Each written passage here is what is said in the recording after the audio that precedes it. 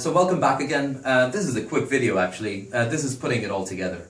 So whatever we've done in the videos, thank you for listening through the different videos, but this is what you should be doing in A&E. When you have a gentleman coming in with an open fracture, or someone coming in with a hip dislocation, or someone coming in generally with a lower limb injury, you should be looking for some nerves, and this is how you should do it. So you should divide it into motor, sensory, and then vascular. So the motor part, the first of these, is done so. With the motor part, I ask the patients, is it possible if you could push your foot up and don't let me push it down? And that tests dorsiflexion. And as we know from the previous videos, dorsiflexion is done by the anterior compartment. The anterior compartment is supplied by the deep peroneal nerve. And the deep peroneal nerve comes from the common peroneal nerve. So that's an indication that some of your common peroneal nerve is working. After that's checked, you then check for plantar flexion. So can you please push your foot down against my hand?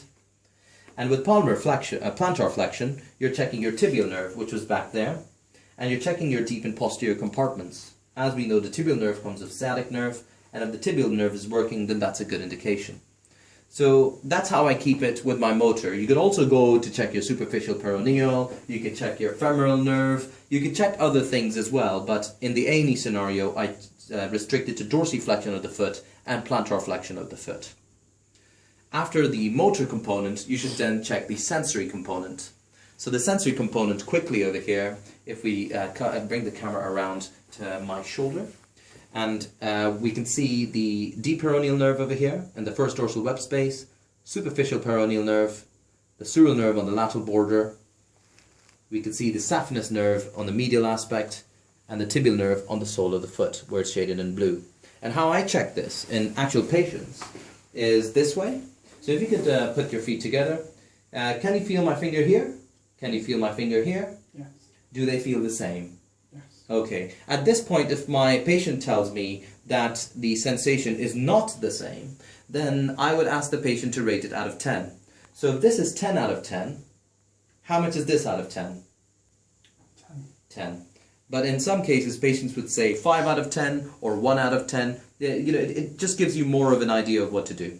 So after our motor and sensory components, finally we do our vascular component. Vascular component involves palpating the two pulses, which is the dorsalis pedis artery and the posterior tibial artery. So the dorsalis pedis artery is just lateral to the first metatarsal. So I just place your fingers over here and you could feel the dorsalis pedis pulsating away. After checking for that, you then check for the posterior tibial artery, which is halfway between the medial malleolus and the calcaneum.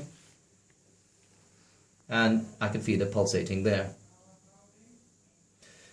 Another important thing to check for in vascular examination is capillary refill time. I would advise that you press down for 5 seconds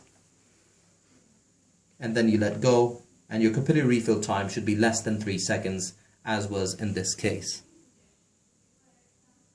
There we go.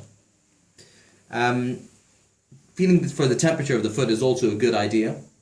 And that's the conclusion of putting it all together. So divide it into motor, sensory, and vascular, and that should be adequate. And just remember to document these adequately within your notes as well. Thank you very much for listening to all of our videos.